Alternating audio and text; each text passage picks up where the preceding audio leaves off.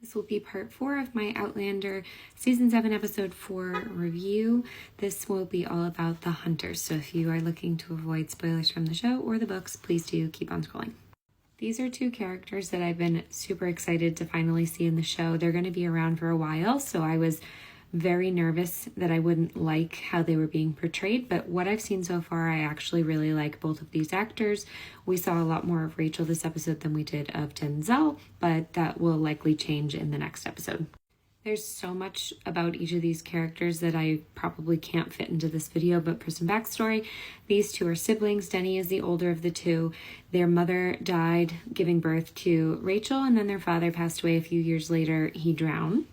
Denny has medical knowledge that was given to him by a distant relative of his who brought him to Philadelphia and trained him. So that is where he learned all of his medical knowledge. And as she is unmarried, currently Rachel keeps his house for him. It goes without being said, but these two are Quakers, and in this episode we hear that Denny felt compelled to join the Continental Army, so he has been kicked out of their meeting, which is, as Rachel says in the episode, kind of akin to being kicked out of their family. This will be a major spoiler, so if you really don't want to know, shut the video off now. But the first time that we meet them is very important because young Ian ends up falling in love with Rachel Hunter, and Denzel ends up falling in love with Dorothea Gray.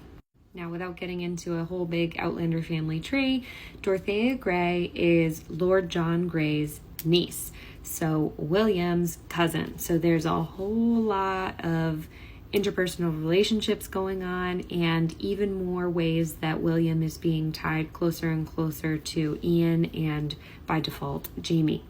As a refresher, Hal Gray is Lord John's brother, and he is the one that actually lets Jamie go and doesn't choose to execute him back in season 3. So, full circle here. If you haven't read any of the Lord John Grey spin-off novels, there's a whole lot of storyline there that I doubt they're going to introduce in the show. I hope they do a spin-off, but those are fantastic books, and they add a lot more context to this whole sub-story.